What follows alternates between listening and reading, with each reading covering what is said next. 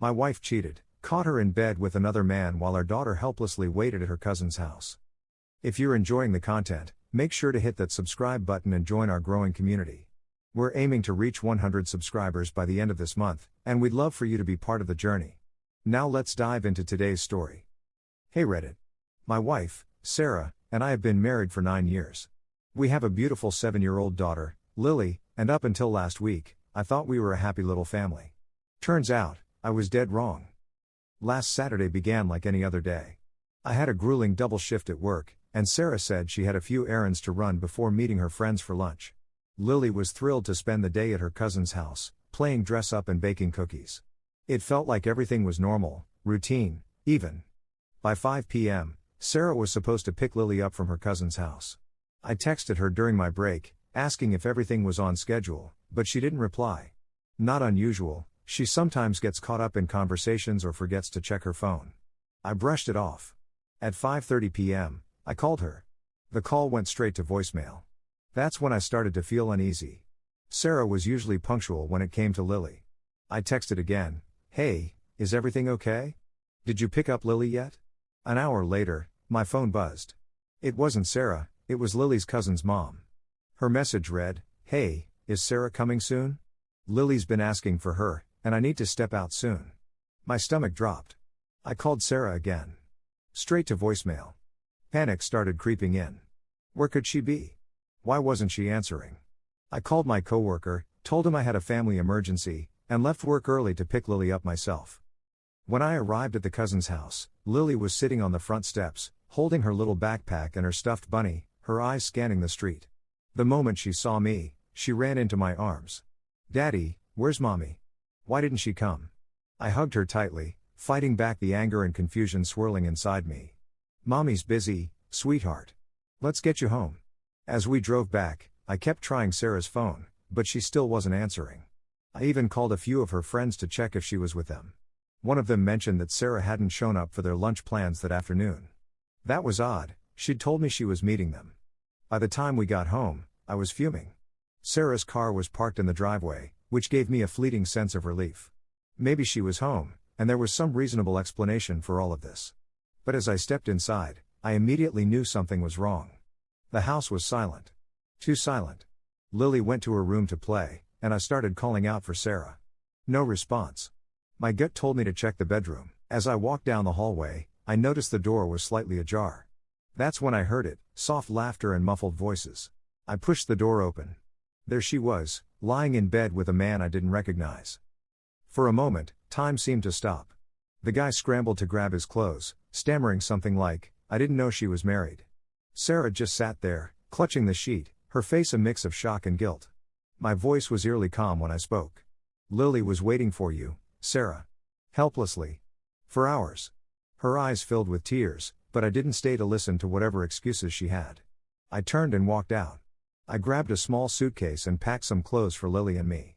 Sarah came running after me, crying and begging me to stop. It was a mistake. "Please, let me explain." She sobbed.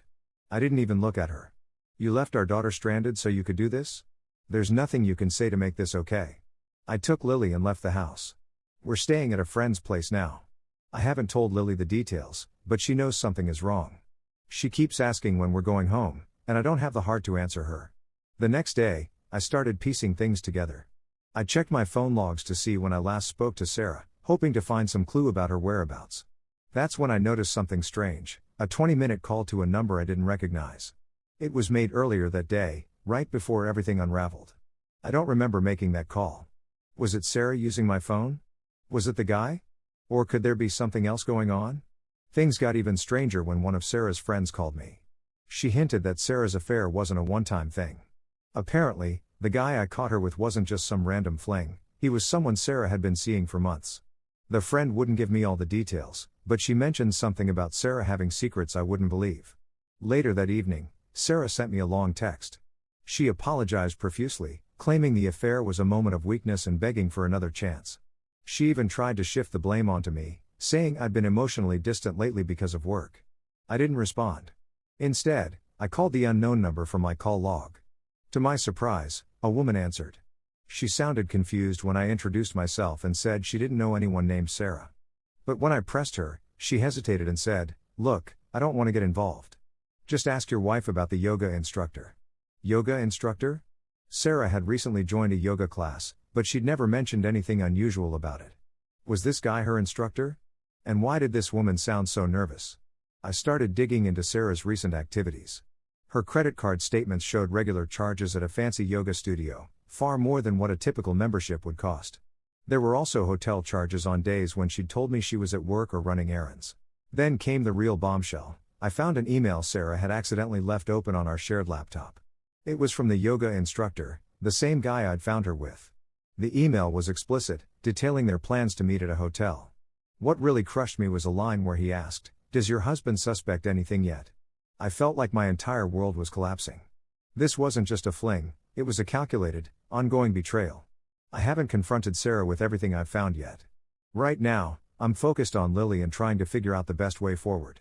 I've contacted a lawyer to understand my options, but part of me wants to hear the full truth from Sarah before making any decisions. Should I confront her with the evidence?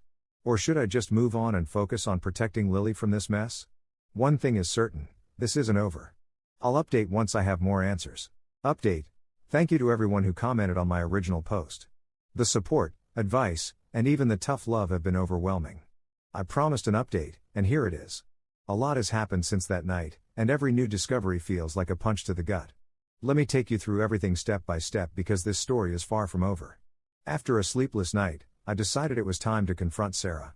I couldn't keep pretending everything was fine while holding on to the damning evidence I'd found. I went back to the house while Lily was at school, bracing myself for what would undoubtedly be an explosive conversation. Sarah was sitting at the kitchen table, her eyes red and puffy from crying. The moment she saw me, she broke down. "I'm so sorry. I know I've ruined everything," she sobbed. I didn't respond right away. Instead, I pulled out the printed email I'd found and slid it across the table. "Does your yoga instructor think I'm an idiot, or were you just hoping I'd never find out?" Her face went pale. For a moment, I thought she was going to faint. Then she whispered, "How did you?" "It doesn't matter how I found out," I snapped. "What matters is that you've been lying to me, to Lily, to everyone." This wasn't a moment of weakness, Sarah. This was premeditated. "How long has this been going on?" She admitted that the affair had been going on for almost 6 months. She claimed it started as just flirting at the yoga studio but quickly escalated. She swore she still loved me, that she regretted everything, and that she wanted to fix our marriage. But her tears and apologies felt hollow. "You didn't just cheat on me," I said. "You abandoned Lily. You left her stranded so you could sleep with him. Do you even understand what you've done?" She tried to argue that she'd lost track of time, but I wasn't buying it. I told her I'd contacted a lawyer and that I was seriously considering divorce. The look on her face told me she hadn't expected me to take things this far. After leaving the house, I couldn't stop thinking about the yoga instructor. Who was this guy? Why had he targeted my wife? And why did that woman on the phone seem so nervous when I called? I decided to do some digging. A quick search online led me to the yoga studio's website, where I found the instructor's profile. Let's call him Ethan. He looked like the typical guru type, chiseled features, man bun, and a smug smile that made my blood boil. But what really stood out were the reviews. Several women mentioned feeling uncomfortable with his overly hands-on teaching style. A few even hinted at inappropriate behavior, but none had outright accused him of anything serious. Fueled by anger, I decided to confront Ethan directly. I showed up at the yoga studio during one of his classes and waited outside. When he finally emerged, he looked surprised to see me. "Can I help you?" he asked, feigning ignorance.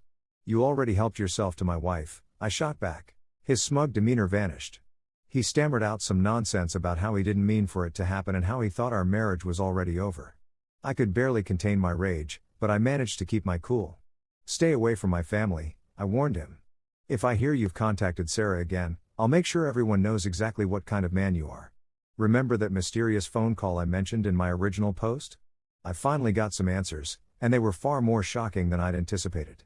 After my confrontation with Ethan, I decided to call the number again. This time, I pushed harder for answers. The woman on the other end eventually admitted that she was Ethan's ex-girlfriend. Let's call her Claire. Claire revealed that Ethan had a history of pursuing married women. According to her, he got some sort of thrill from helping them escape their boring lives. She also claimed he'd been seeing multiple women from the yoga studio, not just Sarah. But then Claire dropped the real bombshell: he likes to record things. I froze. What do you mean, record things? She hesitated before saying, let's just say he likes to keep souvenirs of his encounters. If your wife was involved with him, you might want to ask her about that. The thought of Ethan recording Sarah made my skin crawl. I confronted Sarah about it that same night. At first, she denied everything, but when I told her what Claire had said, her face crumpled. I didn't know, she whispered. I swear, I didn't know. Whether she was lying or telling the truth, I couldn't be sure. But the damage was done. I contacted my lawyer the next day to discuss how this revelation might impact custody arrangements. As if things couldn't get worse, I received a message from one of Sarah's friends a few days later. She wanted to meet in person to talk about something important. Curious and slightly apprehensive, I agreed.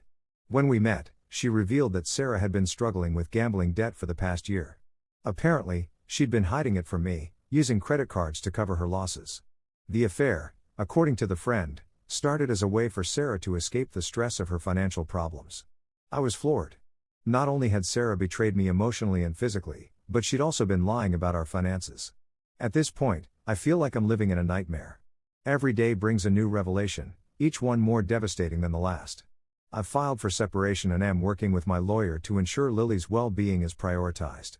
Sarah is begging for another chance, but I don't see how we can come back from this. Between the affair, the financial deceit, and the possibility of Ethan recording their encounters, there's just too much damage. For now, my focus is on Lily. She's my world, and I'll do whatever it takes to protect her from the fallout of this mess. I've decided to take some time to process everything before making any final decisions about divorce. In the meantime, I've also reached out to Claire again to see if she has any concrete evidence of Ethan's recordings. If he does have something involving Sarah, I'll need to act quickly to protect her privacy, and by extension, Lily's. This story isn't over yet. I'll update you all when there's more to share. That's all for today's video, folks. Don't forget to like, subscribe, and join us next time for more exciting content. See you next time.